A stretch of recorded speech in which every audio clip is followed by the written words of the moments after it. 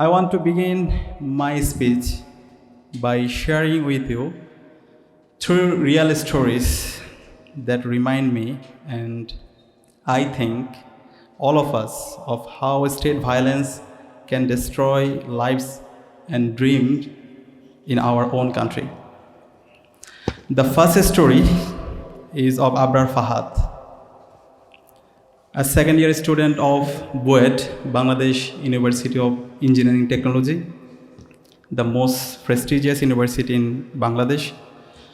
Abrar Fahad posted on Facebook criticizing a deal the then government had made with India, especially Indian aggression.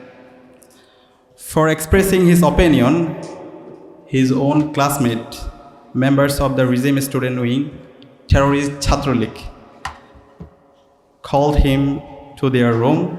They tortured him the entire night, beating him with cricket stump and construction materials, kicking and punching him for hours, the whole night. When he begged for water, they denied him even a single drop. By dawn, Abrar was died.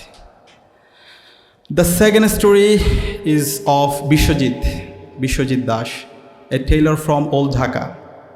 He was not a political activist, just an ordinary man walking home for lunch. Yet he was accused of being part of an opposition group and was lynched in broad daylight by those who claim to protect the government.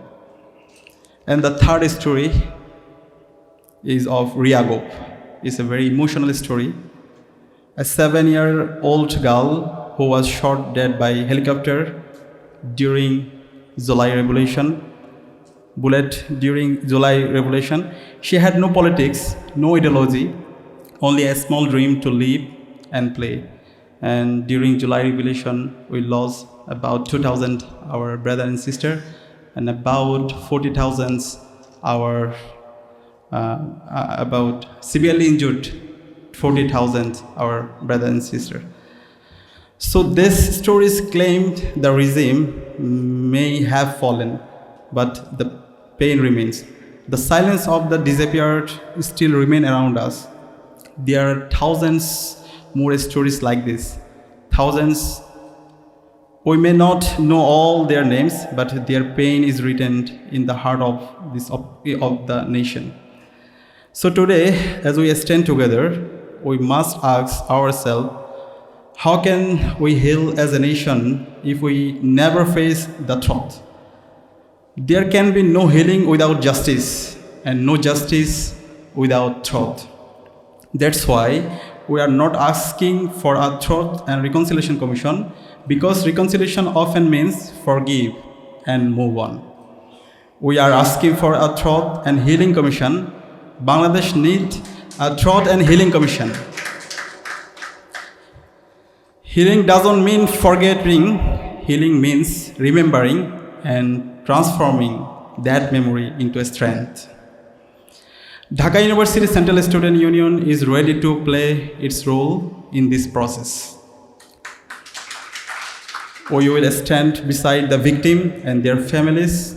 We will work to create a formal space where the oppressed and the survivors can speak freely, share their stories, and be heard with respect and empathy. Because a democratic future cannot be built on the silence of injustice. It must be built on truth, accountability, and healing. So, as we begin this conversation today, let it be a beginning of a new journey for Bangladesh, a journey from truth to healing, from pain to peace, and from fear to hope. Thank you so much for hearing. Thank you, our honorable guest.